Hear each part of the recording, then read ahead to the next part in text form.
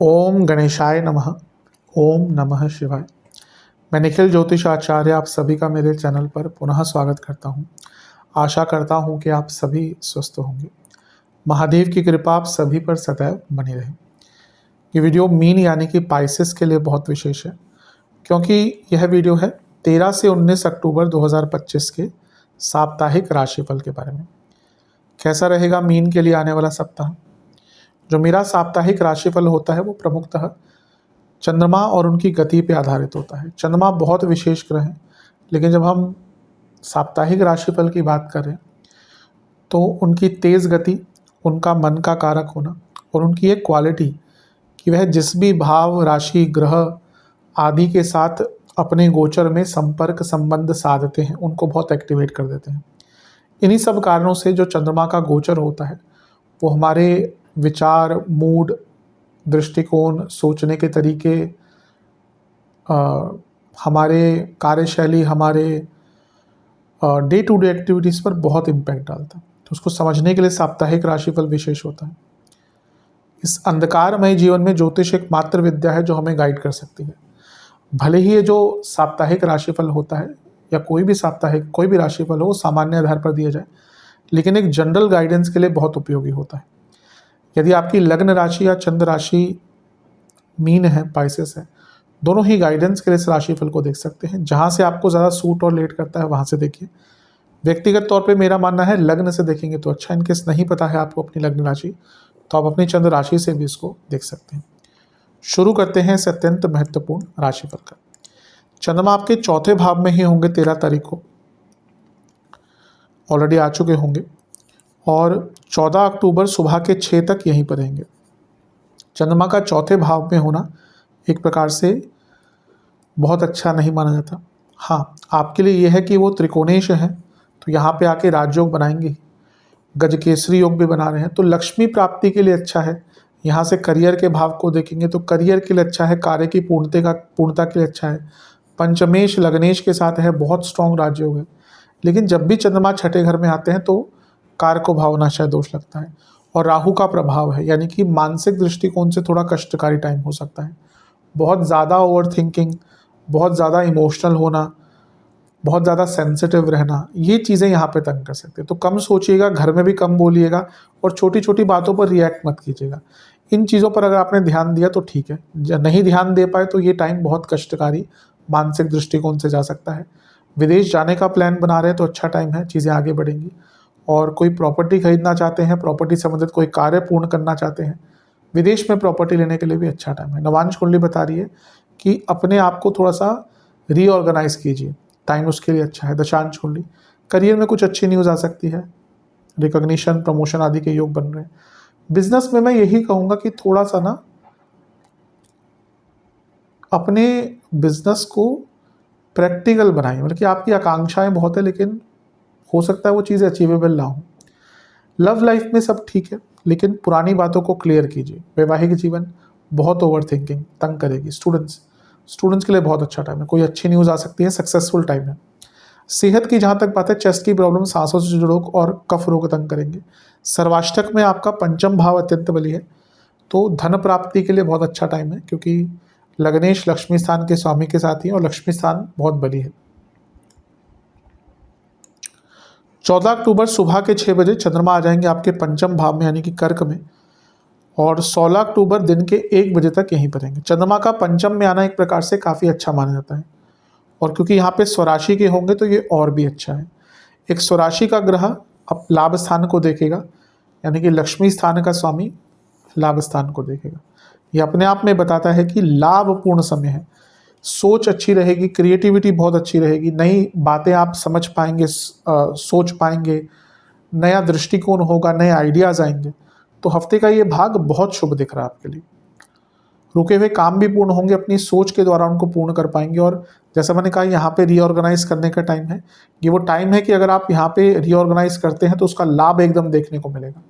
अचानक से धन की प्राप्ति भी दिखती है। नवांश कुंडली बता रही है कि थोड़ा कंफर्ट जोन से निकलिएगा। दशांश कुंडली, करियर में सब ठीक है, फोकस थोड़ा कम रहेगा, ध्यान दीजिएगा। बिजनेस, अगर नए पार्टनर्स ढूंढ रहे हैं, नए इन्वेस्टर्स ढूंढ रहे हैं तो अच्छा टाइम है। लव लाइफ, एक दूसरे पर विश्वास बढ़ाना पड़ेगा, उसकी कमी दिख रही है। वैवाहिक जीवन, एक दूसरे को स्पेस दीजिए, अपने लिए थोड़ा स्पेस निकालिए।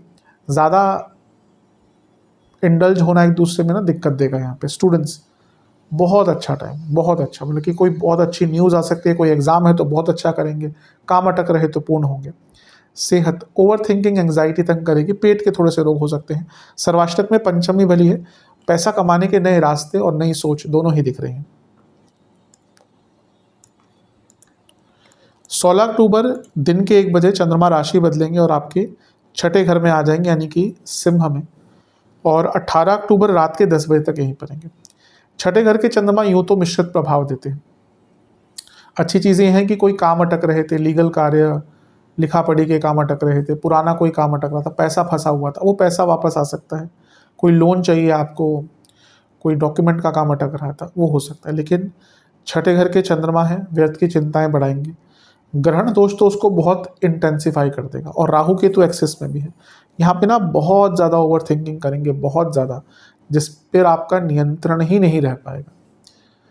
कम सोचिएगा, यहाँ पे गुस्सा भी बहुत आएगा, यहाँ पर फ्रस्ट्रेशन भी बहुत रहेगा, इरिटेटेड बहुत रहेंगे।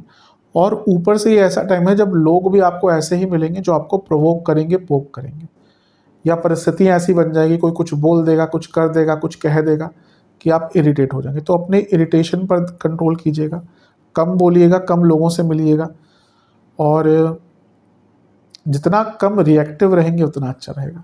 नवांश कुंडली बता रही है कि थोड़ा अध्यात्म का साथ लीजिएगा इस टाइम पे। लग भी रहा है क्योंकि केतु के साथ बैठे तो थोड़ा आध्यात्मिक सोच हो भी जाती है। दशांश कुंडली, करियर में ठीक है, लेकिन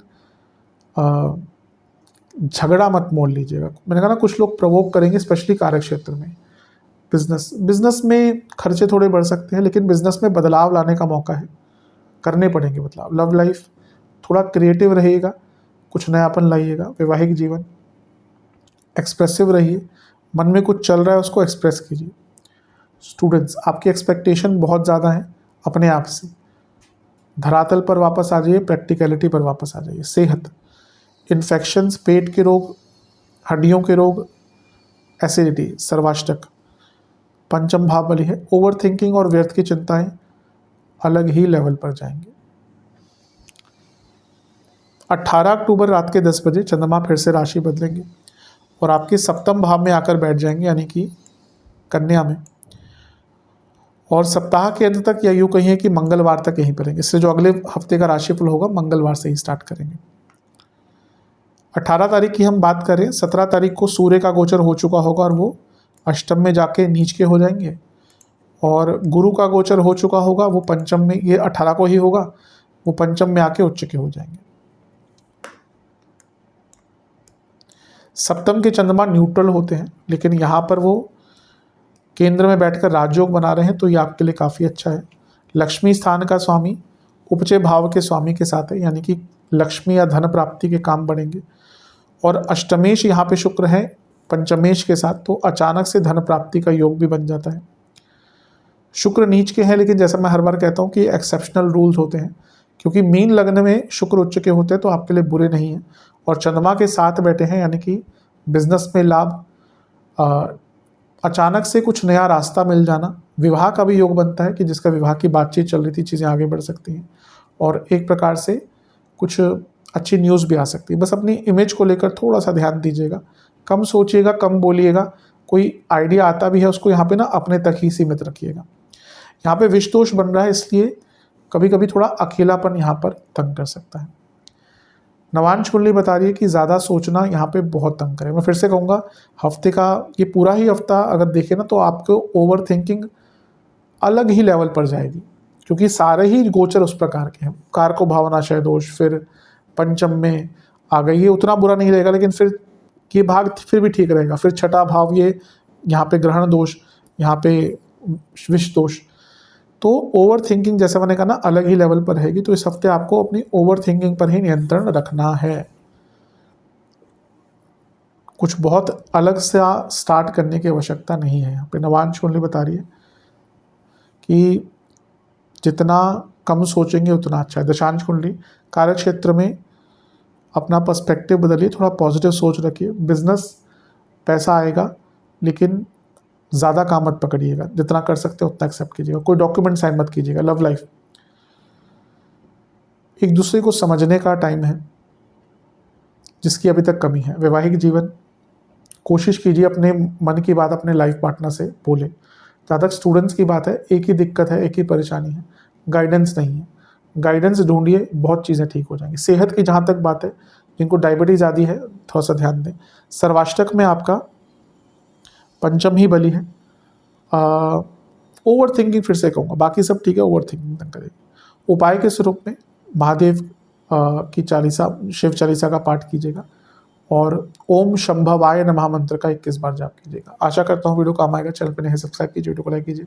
मिलता हूँ अगली वीडियो में, तब तक के लिए ओम नमः शिवाय।